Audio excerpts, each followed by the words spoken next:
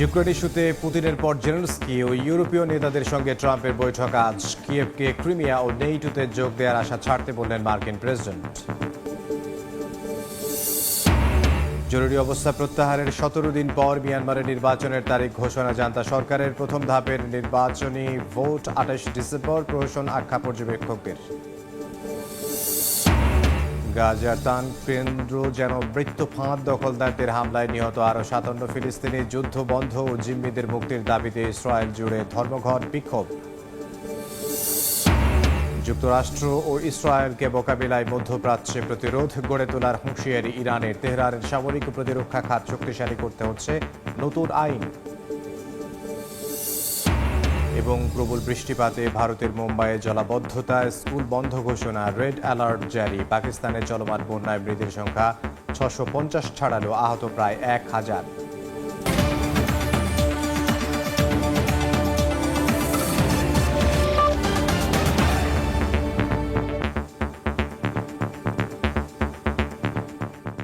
আন্তর্জাতিক সময়ের সঙ্গে আছে আমি ইমদাদুল হক। হোয়াইট হাউসে আজ মার্কিন প্রেসিডেন্ট ডোনাল্ড ট্রাম্পের সঙ্গে বৈঠকে বসতে যাচ্ছেন ইউক্রেনের প্রেসিডেন্ট জেলেনস্কি। থাকবেন ইউরোপের নেতারাও। বৈঠকের আগে ট্রাম্প বলেছেন, যুদ্ধ বন্ধে জেলেনস্কিকে ক্রিমিয়া ফেরত ও নেটোতে যোগ দেওয়ার আশা ছাড়তে হবে। শান্তি প্রতিষ্ঠায় কিয়েভকে মানতে হবে পুতিনের কিছু শর্ত। এদিকে ইউক্রেনের শক্তিশালী নিরাপত্তার নিশ্চয়তা দিতে রুশ প্রেসিডেন্ট ভ্লাদিমির পুতিন রাজি বলে জানিয়েছেন ট্রাম্পের বিশেষ দূত। এরই মধ্যে রুশ হামলায় ইউক্রেনে 5 জন নিহত, 19 জন আহত হয়েছেন। চলতি বছরের ফেব্রুয়ারিতে প্রথম দফার বিতর্কিত বৈঠকের পর সোমবার দ্বিতীয়বারের মতো মুখোমুখি হতে চলেছেন মার্কিন প্রেসিডেন্ট ডোনাল্ড ট্রাম্প এবং ইউক্রেনের প্রেসিডেন্ট ভলোদিমির জেলেনস্কি। তবে এবার জেলেনস্কি একা নন, তার সঙ্গে থাকবেন যুক্তরাজ্য, ফ্রান্স, জার্মানি সহ ইউরোপের বিভিন্ন দেশের নেতারা। বৈঠক কেন্দ্র করে ইউরোপীয় নেতাদের আহ্বান, যুদ্ধ বন্ধের চুক্তিতে যেন ইউক্রেনের নিরাপত্তার বিষয়টি মাথায় রাখা হয়। এমন পরিস্থিতির মধ্যে ট্রাম্পের বিশেষ দূত স্টিভ উইটকফ বলেন, ইউক্রেনকে শক্তিশালী নিরাপত্তা নিশ্চয়তা দিতে রাজি রুশ প্রেসিডেন্ট ভ্লাদিমির পুতিন। এদিকে বৈঠকের আগেই একের পর এক হুঁশিয়ারি ছুড়ে যাচ্ছেন ট্রাম্প। স্থানীয় সময় রোববার নিজের সামাজিক যোগাযোগ মাধ্যম ট্রুথ সোশ্যালে বলেন, জেলেনস্কি চাইলে এখনই যুদ্ধ বন্ধ করা সম্ভব, তবে তাকে পুতিনের কিছু শর্তে রাজি হতে হবে। মার্কিন প্রেসিডেন্ট জানান, কোনো মূল্যেই ক্রিমিয়ার মালিকানা ফিরে পাবে না ইউক্রেন, এমনকি দেশটি ন্যাটোর সদস্যপদ পাবে না বলেও স্পষ্ট করেন ট্রাম্প। তবে ক্রিমিয়ার মালিকানা রাশিয়ার কাছে দেওয়ার প্রস্তাব আগেই নাকচ করে দিয়েছে কিয়েভ। দেশের সার্বভৌমত্ব নিয়ে দখলদারদের সঙ্গে আপোষে যেতে রাজি নন জেলেনস্কি। বলেন, ক্রিমিয়া কখনোই রাশিয়ার হওয়ার কথা ছিল না, জোরপূর্বক তা দখলে নেওয়া হয়েছে। এদিকে যুদ্ধবন্ধের আলোচনার মধ্য দিয়েও থেমেনি রাশিয়া ইউক্রেন পাল্টাপাল্টি হামলা। স্থানীয় সময় রোববার ইউক্রেনের খার্কিভে একটি আবাসিক এলাকায় হামলা চালায় রাশিয়া। এতে শিশু সহ বেশ কয়েকজন হতাহত হয়েছে। সাদিয়া তাসনিম, সময় সংবাদ। ডনবাসকে রাশিয়ার নিয়ন্ত্রণাধীন অংশ হিসেবে স্বীকৃতি দেওয়ার সম্ভাবনা রাজনৈতিক, কৌশলগত ও অর্থনৈতিক চাপ বাড়াচ্ছে জেলেনস্কির উপর। লুহান্স্ক ও দোনেৎস্কের অধিকাংশ এলাকায় এর মধ্যে রাশিয়ার দখলে থাকায় সামরিক ও কূটনৈতিকভাবে ইউক্রেনের অবস্থান জটিল হয়ে উঠছে। একই সঙ্গে যুদ্ধের খরচ সামলাতে বাড়ছে ঋণের বোঝা। সবকিছু মিলিয়ে মার্কিন মধ্যস্থতায় স্থায়ী শান্তি হলেও কতখানি চাপে পড়বে ইউক্রেন, বিস্তারিত থাকছে এই প্রতিবেদনে। আলাস্কায় ট্রাম্প পুতিন বৈঠকের পর থেকে স্থায়ী শান্তি চুক্তির কথা বলে আসছেন মার্কিন প্রেসিডেন্ট ডোনাল্ড ট্রাম্প। সেক্ষেত্রে বেশ কিছু ভূখণ্ড ছেড়ে দিতে হবে ইউক্রেনকে। সোমবার ট্রাম্প জেলেনস্কি বৈঠকেও আলোচনার বিষয়বস্তুর বড় অংশ জুড়ে রয়েছে এই ভূখণ্ড ছাড়। তবে বিশ্লেষকরা বলছেন, ডনবাসকে রাশিয়ার নিয়ন্ত্রণাধীন অংশ হিসেবে স্বীকৃতি দেয়া হলে চাপের মুখেই পড়বেন ইউক্রেনের প্রেসিডেন্ট জেলেনস্কি। এখন পর্যন্ত রাশিয়া ডনবাসের যে অংশের নিয়ন্ত্রণ নিয়েছে সে অংশ ছেড়ে দিতে হতে পারে ইউক্রেনকে, এমন শঙ্কাও চাপে ফেলছে জেলেনস্কিকে। বিবিসি ও রয়টার্সের মানচিত্র বিশ্লেষণ বলছে, লুহান্স্কের 100% আর দোনেৎস্কের 75% সব মিলিয়ে ডনবাসের 88% এখন রাশিয়ার নিয়ন্ত্রণে। নতুন এই নিয়ন্ত্রণ রেখা জেলেনস্কির কৌশলগত অবস্থান দুর্বল করার পাশাপাশি জটিল করে তুলছে সামরিক ও কূটনৈতিক অবস্থানও। playing with the lives of millions of people. দনবাস ঘিরে রাশিয়ার এই আগ্রহ কেবল ভূখণ্ড কেন্দ্রিক নয়, বরং কৌশলগত ও অর্থনৈতিক গুরুত্ব বড় প্রভাবক হিসেবে কাজ করছে। ক্রিমিয়ার সঙ্গে ল্যান্ড ব্রিজ গঠনের মধ্য দিয়ে রাশিয়ার সামরিক কৌশলকে শক্তিশালী করবে দনবাস। এমনকি দনবাসের নিয়ন্ত্রণ রাশিয়াকে ভবিষ্যতে ইউক্রেনে আরও গভীরভাবে প্রভাব বিস্তার করার সুযোগ দেবে বলেই মনে করছেন বিশ্লেষকরা। কয়লা, মূল্যবান ধাতু এবং অন্যান্য খনিজ সম্পদ সরবরাহের মধ্য দিয়ে রাশিয়ার অর্থনীতিতেও গুরুত্বপূর্ণ অবদান রাখতে পারে দনবাস। অর্থনৈতিক চাপও বাড়ছে ইউক্রেনের ওপর। যুদ্ধের খরচ সামলাতে দেশটির জাতীয় ঋণ পৌঁছেছে $184.84 বিলিয়ন। চলতি বছর মার্চেও এটি ছিল $171.73 বিলিয়ন। IMF এর বিশ্লেষণ বলছে ঋণের পরিমাণ দেশটির জিডিপির প্রায় 100% ছুঁই। সেন্টার ফর ইকোনমিক স্ট্র্যাটেজি জানাচ্ছে বাজেটে যুদ্ধ খরচ 412 বিলিয়ন রিভনিয়া বাড়ানো হয়েছে, যা অভ্যন্তরীণ ঋণ ও বিদেশি সাহায্য দিয়ে মেটানো হচ্ছে। এতে চাপ বাড়ছে দেশটির অর্থনীতির ওপর। আমিরুল ইসলাম আলিফ, সময় সংবাদ। জরুরি অবস্থা প্রত্যাহারের 17 দিন পর মিয়ানমারে জাতীয় নির্বাচনের তারিখ ঘোষণা করেছে জান্তা সরকার। প্রথম ধাপের নির্বাচন হবে আগামী 28 ডিসেম্বর। সোমবার এক বিবৃতিতে দেশটির নির্বাচন কমিশন এই তথ্য জানিয়েছে। এতে বলা হয়, এবার কয়েক ধাপে নির্বাচন অনুষ্ঠিত হবে, পরবর্তী ধাপের তারিখ পরে ঘোষণা করা হবে। 2021 সালে সেনা অভ্যুত্থানের মাধ্যমে নির্বাচিত অং সান সু চির সরকারকে উৎখাত করা হয়। এরপর থেকেই দেশটিতে সংঘাতে নিমজ্জিত, তীব্র গৃহযুদ্ধে জর্জরিত দেশটির অনেক অংশ এখনও সেনাদের নিয়ন্ত্রণের বাইরে আছে। এর মধ্যে নির্বাচন আয়োজনের পরিকল্পনাকে আন্তর্জাতিক পর্যবেক্ষকরা প্রহসন বলে আখ্যা দিয়েছেন।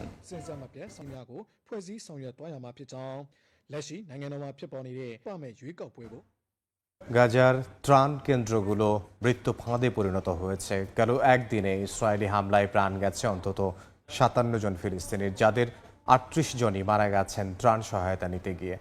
যুক্তরাজ্যের প্রায় 100 পার্লামেন্ট সদস্য গাজার গুরুতর অসুস্থ শিশুদের দ্রুত সরিয়ে নেয়ার জন্য সরকারের প্রতি আবেদন জানিয়েছেন। এদিকে ইসরায়েলের গাজা দখল নীতিকে সমর্থন না করার আশ্বাস দিয়েছে মিশর। আর বেনিয়ামিন নেতানিয়াহুর গ্রেটার ইসরায়েলের প্রতি তীব্র নিন্দা জানিয়েছে ইরানের পররাষ্ট্র মন্ত্রণালয়। গাজায় নেতানিয়াহু বাহিনীর আগ্রাসন যেন থামার নয়। স্থানীয় সময় রোববার উপত্যকাটির আল বুরেইজ শরণার্থী শিবির সহ বেশ কয়েকটি এলাকায় হামলা চালায় ইসরায়েলি সেনারা। এতে হতাহত হন বহু ফিলিস্তিনি। যুক্তরাজ্যের প্রায় 100 সংসদ সদস্য গাজার গুরুতর অসুস্থ শিশুদের দ্রুত সরিয়ে নিতে সরকারের প্রতি আবেদন জানান। চিঠিতে তারা আশ্রয় ও চিকিৎসা পরবর্তী সুরক্ষার পাশাপাশি গাজার বায়োমেট্রিক ভিসা কেন্দ্র পুনরায় চালুর প্রয়োজনীয়তার কথাও উল্লেখ করেন। মিশরের প্রধানমন্ত্রী মুস্তাফা মাদবুলি ও পররাষ্ট্রমন্ত্রী বদর আবদেলাত্তি ফিলিস্তিন প্রশাসনের নেতাদের সঙ্গে বৈঠকে ইসরায়েলের গাজা দখল নীতিকে সমর্থন না করার আশ্বাস দিয়েছেন। গাজার পুনর্গঠন পরিকল্পনা এবং মানবিক সহায়তা বাড়ানোর উপায় নিয়েও আলোচনা করেন তারা। এদিকে ইরানের পররাষ্ট্র মন্ত্রণালয় বেনিয়ামিন নেতানিয়াহুর গ্রেটার ইসরায়েলের প্রতি নিন্দা জানিয়েছে। মন্ত্রণালয় বলছে, এই পদক্ষেপের একমাত্র লক্ষ্য ফিলিস্তিনিদের পরিচয় মুছে ফেলা। জাতিসংঘের বিশ্ব খাদ্য কর্মসূচি জানায়, বর্তমানে গাজায় 5 লাখ মানুষ ক্ষুধার্ত অবস্থায় রয়েছে। গাজায় খাদ্য সহায়তা প্রায় 47% লক্ষ্য অর্জন করছে। সংস্থাটি সতর্ক করে বলছে, কেবলমাত্র স্থায়ী শান্তি চুক্তি খাদ্য সহায়তা বাড়ানোর পথ খুলতে পারবে। অর্জিতা শেহজিন, সময় সংবাদ। হামাসের হাতে জিম্মি ইসরায়েলিদের মুক্তির দাবিতে তেল আবিবে বিক্ষোভ করেছে লাখো মানুষ। রোববার রাতে রাস্তায় নেমে অবিলম্বে যুদ্ধবিরতির দাবি জানান বিক্ষোভকারীরা। আন্দোলনকারীরা সরকারের ব্যর্থতার কড়া সমালোচনা করে বলেন, যুদ্ধ বন্ধের জন্য একটি কার্যকর সমন্বিত চুক্তি প্রয়োজন। বিক্ষোভকারীরা শহরের বিভিন্ন অংশ ব্লক করে রাখে, রাজনৈতিক ব্যক্তিদের বাড়ির বাইরে ভিড় জমায় এবং মিলিটারি সদর দফতরের সামনে অবস্থান নেয়। পুলিশের সাথে ধস্তাধস্তির ঘটনায় অনেককে গ্রেফতার করা হয়েছে। মধ্যপ্রাচ্যের দেশগুলোকে সঙ্গে নিয়ে যুক্তরাষ্ট্র ও ইসরায়েলের নিপীড়নের অবসান ঘটানোর হুঁশিয়ারি দিয়েছে ইরান। ইসলামের চূড়ান্ত বিজয় অর্জন না হওয়া পর্যন্ত এই সংগ্রাম অব্যাহত থাকবে বলে জানিয়েছেন দেশটির জাতীয় নিরাপত্তা সচিব। তেহরানের সামরিক ও প্রতিরক্ষা খাত শক্তিশালী করতে পার্লামেন্টে নতুন বিল উত্থাপন করা হচ্ছে। এরই মধ্যে ইরান ককেশাস অঞ্চলে বিদেশি শক্তির উপস্থিতির উপর তীক্ষ্ণ নজর রাখছে বলে জানিয়েছে দেশটির পররাষ্ট্র মন্ত্রণালয়। عشان الاكل والشرب الموت الناس উস্কানি ছাড়াই ইরানের ওপর হামলা ও গাজায় চলমান নৃশংসতা সব মিলিয়ে মধ্যপ্রাচ্যে ইসরায়েল যুক্তরাষ্ট্র জুটির তাণ্ডবে বরাবরই অসন্তুষ্টি প্রকাশ করে আসছে মধ্যপ্রাচ্যের বিভিন্ন দেশ।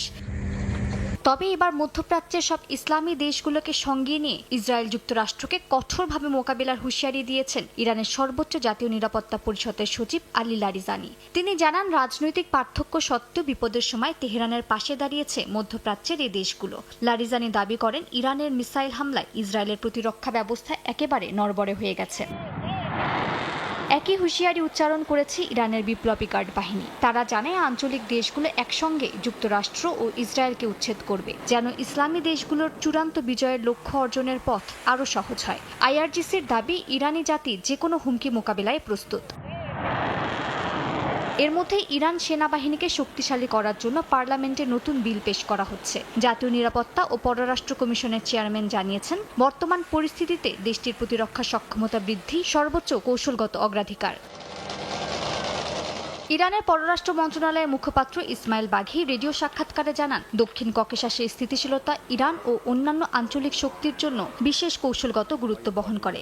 বাঘি বলেন, ইরান ককেশাসের ঘটনাবলী বিদেশি শক্তির আনাগোনার বিষয়টি সূক্ষ্মভাবে পর্যবেক্ষণ করছে এবং কোনো বিষয়ে অবমূল্যায়ন বা অবহেলা করা হবে না। তিনি সতর্ক করেছেন, আঞ্চলিক এলাকার বাইরে থেকে যাওয়া বাহিনী ও বিদেশি হস্তক্ষেপ কেবল জটিলতা বাড়াবে এবং কোনো ইতিবাচক ফল দেবে না। মালিহা সুহরওয়ার্দী, সময় সংবাদ। আন্তর্জাতিক সময় আরও থাকছে। যুক্তরাষ্ট্রের ওয়াশিংটনে গৃহহীনদের উচ্ছেদ অভিযান ঘিরে বাড়ছে উত্তেজনা। শহরে ন্যাশনাল গার্ড মোতায়েনের সিদ্ধান্তের প্রতিবাদে বিক্ষোভ, প্রশাসনের কড়া সমালোচনা। ভারী বৃষ্টিতে ভারতের মুম্বাই শহরে জলাবদ্ধতার দেখা দিয়েছে। বন্ধ ঘোষণা করা হয়েছে স্কুল, রেড অ্যালার্ট জারি করেছে আবহাওয়া বিভাগ। এদিকে পাকিস্তানে চলমান বন্যায় মৃতের সংখ্যা 650 ছাড়িয়েছে, আহত 920-এর বেশি। সোমবার সকাল থেকে প্রবল বর্ষণের কবলে ভারতের মুম্বাই শহর। অল্প সময়ের মধ্যেই শহরের প্রধান সড়কগুলো পানিতে ডুবে যায়, ব্যাহত হয় যান চলাচল। ঘন্টার পর ঘন্টা যানজটে আটকে থাকে যানবাহন।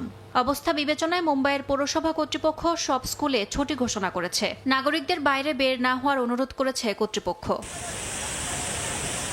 অন্যদিকে পাকিস্তানও ভয়াবহ বর্ষার মৌসুমের মধ্য দিয়ে যাচ্ছে। জাতীয় দুর্যোগ ব্যবস্থাপনা কর্তৃপক্ষ জানায়, 26 জুন থেকে এখন পর্যন্ত 650-র বেশি মানুষের মৃত্যু হয়েছে। শুধু খাইবার পাখতুনখোয়া প্রদেশে মৃত্যুর হার সবচেয়ে বেশি। এছাড়া পাহাড়ি জেলা বনের অবস্থাও ভয়াবহ, যেখানে উদ্ধারকর্মীরা এখনও নিখোঁজদের খুঁজছেন।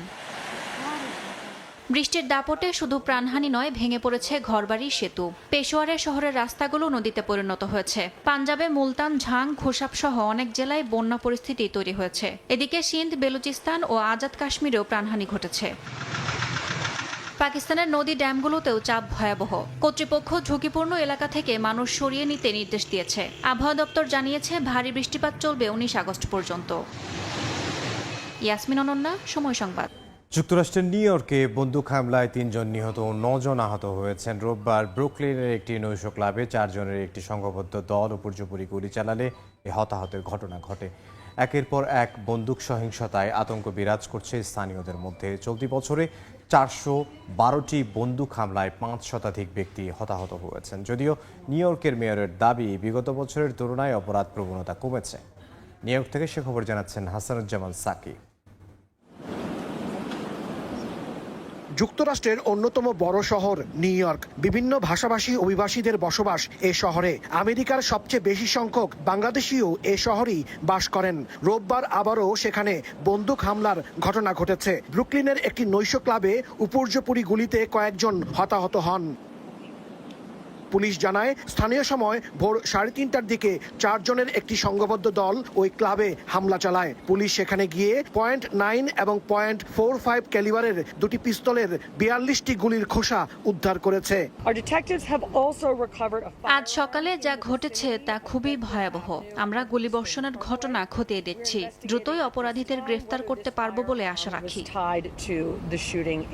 প্রাথমিক তদন্তে পুলিশ জানায়, তাদের ধারণা জনাকীর্ণ ক্লাবের ভেতরে 2টি গ্যাংয়ের মধ্যে বিরোধের জেরে গোলাগুলির ঘটনা ঘটে। এই ঘটনার পর ব্যাডফোর্ড এভিনিউ এবং ইস্টার্ন পার্কওয়ের কাছ থেকে একটি বন্দুক উদ্ধার করেছে পুলিশ। নিউ ইয়র্কে প্রতিদিনই গুলির ঘটনা ঘটছে। একের পর এক বন্দুক হামলায় আতঙ্ক ছড়িয়ে পড়েছে গোটা শহরে। যদিও মেয়র এরিক অ্যাডামসের দাবি, গত বছরের তুলনায় চলতি বছর এ সময়ে অপরাধ কমেছে। মেয়র জানান, দায়িত্ব নেয়ার পর 4 বছরের মধ্যে 23,000 অবৈধ অস্ত্র উদ্ধার করেছে তার প্রশাসন। আমরা অবৈধ অস্ত্র উদ্ধারে অভিযান অব্যাহত রেখেছি। গত বছরের তুলনায় চলতি বছর অপরাধ প্রবণতা কমেছে, তবে তা কোনোভাবেই বন্দুক সহিংসতার শিকার ব্যক্তি ও তাদের পরিবারকে সান্ত্বনা দেয় না। নিউ ইয়র্ক পুলিশ বিভাগের পরিসংখ্যান অনুযায়ী চলতি বছর শুধু শহরেই অন্তত 400-র বেশি বন্দুক হামলার ঘটনা ঘটেছে। এতে 5 শতাধিক ব্যক্তি হতাহত হয়েছেন। গেল জুলাইয়ের শেষ দিকে ম্যানহাটনে বহুতল ভবনে বন্দুকধারীর গুলিতে বাংলাদেশি বংশোদ্ভূত পুলিশ কর্মকর্তা দিদারুল ইসলাম সহ বেশ কয়েকজন নিহতের ঘটনা ঘটে। হাসানুজ্জামান সাকি, সময় সংবাদ, নিউ ইয়র্ক, যুক্তরাষ্ট্র। ওয়াশিংটন ডিসিতে ট্রাম্প প্রশাসনের উচ্ছেদ অভিযান ঘিরে উত্তেজনা বাড়ছে যুক্তরাষ্ট্রে। রাজধানীর শহরটিতে ন্যাশনাল গার্ড মোতায়েনের সিদ্ধান্তের তীব্র সমালোচনা করেছেন বিক্ষোভকারীরা। ট্রাম্পকে স্বৈরাচার হিসেবেও আখ্যা দেন অনেকে। বুলডোজার দিয়ে গুড়িয়ে দেয়া হচ্ছে তাঁবু। যুক্তরাষ্ট্রের রাজধানী ওয়াশিংটন ডিসিতে এই অভিযান চালানো হয়। প্রেসিডেন্ট ডোনাল্ড ট্রাম্পের পোস্টের পর গৃহহীনদের ঘরবাড়ি উচ্ছেদে এই অভিযান পরিচালনা করে স্থানীয় প্রশাসন। এতে অন্তত 11 জন আশ্রয় হারিয়েছেন। সম্প্রতি নিজের সামাজিক যোগাযোগ মাধ্যম ট্রুথ সোশ্যালে গৃহহীনদের ছবিসহ এক পোস্টে ট্রাম্প জানান, অবিলম্বে তাদের সরে যেতে হবে। গৃহহীনদের কারণে শহরে অপরাধের মাত্রা বেড়ে চলেছে অভিযোগ করে ওয়াশিংটন ডিসিতে অপরাধ দমনে কঠোর পদক্ষেপ নেওয়ার আদেশ দেন ট্রাম্প। 4 দিন পরই শহর কর্তৃপক্ষ বুলডোজার পাঠিয়ে ওই তাঁবুগুলো উচ্ছেদ করে। শহরের বার্ষিক প্রতিবেদনে বলা হয়, চলতি বছর রাজধানীর বাস্তুচ্যুত গৃহহীনদের সংখ্যা প্রায় 5,138। হোয়াইট হাউস জানায়, গৃহহীনদের আশ্রয়কেন্দ্রে নেওয়ার চেষ্টা করা হবে, তবে প্রত্যাখ্যান করলে জরিমানা বা কারাদণ্ডের মুখোমুখি হতে হবে। গৃহহীনদের উচ্ছেদ অভিযান নিয়ে চলছে সমালোচনা। রোববার দেশটির ক্যালিফোর্নিয়া অঙ্গরাজ্যে ট্রাম্পের নীতির সমালোচনা করে বিক্ষোভ করেন হাজারো মানুষ। এ সময় ট্রাম্পকে স্বৈরাচার হিসেবে আখ্যাও দেন অনেকে। নিউ ইয়র্কে হাজার হাজার মানুষ নো কিং লেখা প্লেকার্ড হাতে নিয়ে রাস্তায় নামেন। ট্রাম্প দেশের গণতন্ত্র ধ্বংস করতে চাচ্ছে বলে অভিযোগ করেন প্রতিবাদকারীরা। ইয়াসমিন অনন্যা, সময় সংবাদ। লন্ডনের ক্যানারি ওয়ার্ফে অভিবাসন প্রত্যাশীদের হোটেলের সামনে বিক্ষোভ করেছে নারীবাদী সংগঠন পিঙ্ক লেডি। এ সময় পুলিশের সঙ্গে সংগঠনটির সদস্যদের ধস্তাধস্তির ঘটনা ঘটে। পরে কয়েকজনকে গ্রেফতারও করেছে পুলিশ। শুধু লন্ডন নয়, উত্তর ইংল্যান্ডেও একই দিনে অভিবাসী বিরোধী বিক্ষোভ হয়েছে। লন্ডন থেকে বিস্তারিত জানাচ্ছেন শোয়েব কবির। যুক্তরাজ্যের ক্যানারি ওয়ার্ফের ব্রিটানিয়া হোটেলের বাইরে ভিড় করেছেন নারীবাদী সংগঠন পিঙ্ক লেডির সদস্যরা। গোলাপি পোশাক পরে আসা এসব নারীর দাবি, আশ্রয় প্রার্থী অভিবাসীরা স্থানীয় নারী ও কিশোরীদের জন্য হুমকি হয়ে দাঁড়াতে পারে। শনিবার বিক্ষোভকারীরা মূল সড়কে মিছিল করতে চাইলে বাধা দেয় পুলিশ। এ সময় উভয় পক্ষের মধ্যে ধস্তাধস্তি হয়। পুলিশের সঙ্গে বাক বিতণ্ডার সময় কয়েকজন পুরুষ সহ একাধিক নারীকে গ্রেপ্তার করা হয়। পরবর্তীতে হোটেলের উল্টো পাশে ফুটপাতে আটকে রাখা হয় বিক্ষোভকারীদের। ফেসবুকে ছড়িয়ে পড়া আহ্বানে সাড়া দিয়ে একই দিন নর্দাম্বারল্যান্ডের ওয়াশিংটন শহরেও শত শত মানুষ বিক্ষোভে নামেন। অবৈধ অভিবাসী প্রত্যাহার স্লোগানে মিছিল করেন তারা। গত কয়েক সপ্তাহ ধরে লন্ডনের ব্রিটানিয়া হোটেলকে ঘিরে একাধিক বিক্ষোভ হলেও শনিবারের ঘটনায় সবচেয়ে নাটকীয় হয়ে ওঠে। পুলিশ জানিয়েছে, আশ্রয় প্রার্থীদের নিরাপত্তা নিশ্চিত করতে তারা সর্বোচ্চ সতর্ক অবস্থায় রয়েছে। ক্যানারি ওয়ার্ফের ব্রিটানিয়া হোটেল, যেটি একসময়ে 4 তারকা হোটেল হিসেবে পর্যটকদের জন্য বেশ জনপ্রিয় ছিল, তবে যুক্তরাজ্যের সরকার এখন এটিকে আশ্রয় প্রার্থীদের থাকার জায়গা হিসেবে ব্যবহার করছেন। আর তাই স্থানীয় লোকজন বেশ প্রতিবাদের ঝড় তুলেছে। শোয়েব কবির, সময় সংবাদ, লন্ডন। ন্যায্য মজুরির দাবিতে সরকারি আদেশ অমান্য করে ধর্মঘট চালিয়ে যাচ্ছেন এয়ার কানাডার ফ্লাইট অ্যাটেন্ডেন্টরা। ভ্যাঙ্কুভার ও টরন্টোর আন্দোলনকারীরা বলছেন, আলোচনার টেবিলে ফিরলেই সমাধান সম্ভব। ন্যায্য চুক্তি না হওয়া পর্যন্ত ধর্মঘট চালিয়ে যাওয়ার কথা জানান তারা। এদিকে বিক্ষোভের ফলে শত শত ফ্লাইট বাতিল হওয়ায় ভোগান্তিতে পড়েছেন যাত্রীরা। এয়ার কানাডা কর্তৃপক্ষ জানায়, সোমবার সন্ধ্যার আগে ফ্লাইট স্বাভাবিক করা সম্ভব নয়। ইহুদি বিদ্বেষ ছড়ানোর অভিযোগে যুক্তরাষ্ট্রের ফেডারেল প্রোগ্রাম থেকে বাদ পড়েছে ইলন মাস্কের এআই চ্যাটবট গ্রক। একই সময়ে মেটার এআই চ্যাটবট নিয়ে তদন্ত শুরু করেছে মার্কিন সেনেট। তাদের অভিযোগ, মেটার কিছু নীতিমালায় শিশুদের সঙ্গে অনৈতিক কথোপকথনের অনুমোদন দেয়া আছে। মার্কিন ধনকুবের ইলন মাস্কের প্রতিষ্ঠান XAI এর তৈরি চ্যাটবট গ্রক, যা তার সামাজিক যোগাযোগ মাধ্যম এক্স এর অংশ। এ বটের মূল কাজ হলো ব্যবহারকারীদের জন্য চলতি বিভিন্ন বিষয়ের যাবতীয় তথ্যের যোগান দেয়া। যুক্তরাষ্ট্রের সরকারি দফতর জেনারেল সার্ভিস অ্যাডমিনিস্ট্রেশন গ্রককে প্রথমে ফেডারেল প্রোগ্রামে অন্তর্ভুক্ত করলেও পরে হঠাৎই বাদ দিয়ে দিয়েছে। মার্কিন গণমাধ্যম জানায় এর পেছনে মূল কারণ চ্যাটবটটির সাম্প্রতিক ইহুদি বিদ্বেষী মন্তব্য ও বিতর্কিত বক্তব্য। গত মাসে গ্রক অ্যাডলফ হিটলারের প্রশংসা করে এবং নিজেকে মেকা হিটলার বলে পরিচয় দেয়। এই মন্তব্য ব্যাপক সমালোচনার জন্ম দেয়। XAI পরে ক্ষমা চেয়ে ভবিষ্যতে এমন কন্টেন্ট ব্লক করার প্রতিশ্রুতি দেয়। এর আগে চ্যাটবটটি হোয়াইট জেনোসাইড ষড়যন্ত্র তত্ত্বকেও সমর্থন করে এবং হলোকাস্ট নিয়ে প্রশ্ন তোলে। প্রতিষ্ঠানটির দাবি এগুলো অনুমোদিত প্রম্পট পরিবর্তনের কারণে ঘটেছে। বিতর্ক শুরু হয়েছে মেটার AI নিয়েও। সম্প্রতি এক তদন্তে প্রকাশ করা হয় মেটার অভ্যন্তরীণ নীতিমালায় শিশুদের সঙ্গে রোমান্টিক বা সংবেদনশীল ভাষায় কথা বলার অনুমতি ছিল। এই নীতির সত্যতা স্বীকার করে মেটা জানায় এগুলো সংশোধন করা হচ্ছে। মার্কিন সিনেটররা জানান মেটার AI শিশুদের প্রতি শোষণ, প্রতারণা বা অপরাধের সুযোগ করে দিচ্ছে কিনা তা তদন্ত করা হবে। প্রতিষ্ঠানটি জনসাধারণ ও নিয়ন্ত্রক সংস্থাকে বিভ্রান্ত করেছে কিনা সেটিও খতিয়ে দেখা হবে। সাদিয়া তাসনিম, সময় সংবাদ। জাপানের ওসাকায় একটি বহুতল ভবনে ভয়াবহ অগ্নিকাণ্ডে প্রাণ হারিয়েছেন 2 দমকল কর্মী। আহত হয়েছেন অন্তত 4 জন। সোমবার স্থানীয় সময় সকালে ব্যস্ত মিনামি এলাকার 7 তলা ওই ভবনে আগুন লাগে।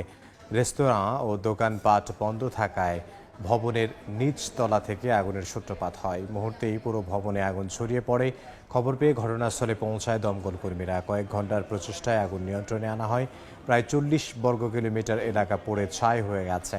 অগ্নিকাণ্ডের কারণ অনুসন্ধানে তদন্ত শুরু করেছে পুলিশ ও ফায়ার সার্ভিস।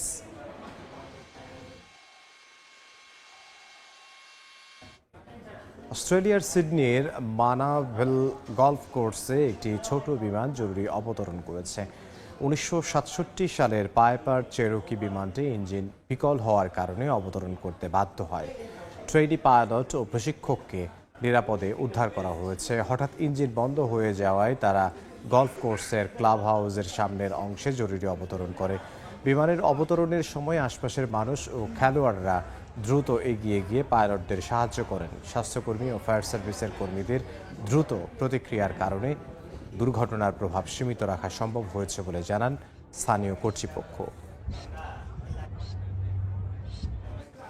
স্বাধীনতার 80তম বছরে পদার্পণ করল দক্ষিণ পূর্ব এশিয়ার দেশ ইন্দোনেশিয়া।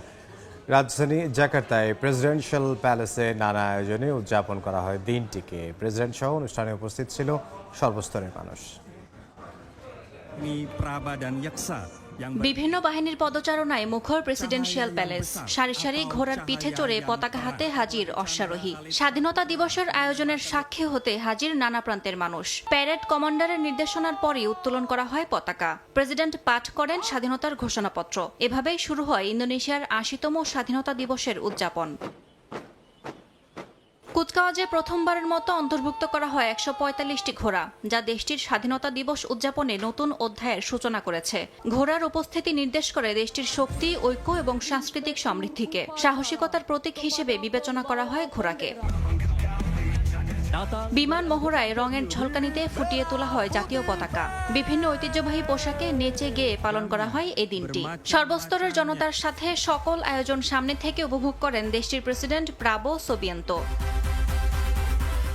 ইন্দোনেশিয়া প্রায় 350 বছর ডাচদের অধীনে ছিল। 1945 সালের 17 আগস্ট আনুষ্ঠানিকভাবে স্বাধীনতা লাভ করে দেশটি। ইয়াসমিন অনন্যা, সময় সংবাদ। আন্তর্জাতিক সময়ের শীর্ষ সংবাদগুলো জানিয়ে দিচ্ছি আরও একবার। ইউক্রেন ইস্যুতে পুতিনের পর জেলেনস্কি ও ইউরোপীয় নেতাদের সঙ্গে ট্রাম্পের বৈঠক আজ। কিয়েভকে ক্রিমিয়া ও নেটোতে যোগ দেওয়ার আশা ছাড়তে বললেন মার্কিন প্রেসিডেন্ট। জরুরি অবস্থা প্রত্যাহারের 17 দিন পর মিয়ানমারের নির্বাচনের তারিখ ঘোষণা জান্তা সরকারের। প্রথম ধাপের নির্বাচন 28 ডিসেম্বর, প্রহসন আখ্যা পর্যবেক্ষকদের। এবং গাজার ত্রাণ কেন্দ্র যেন মৃত্যুফাঁদ। দখলদারদের হামলায় নিহত আরও 57 ফিলিস্তিনি। যুদ্ধ বন্ধ ও জিম্মিদের মুক্তির দাবিতে ইসরায়েল জুড়ে ধর্মঘট, বিক্ষোভ।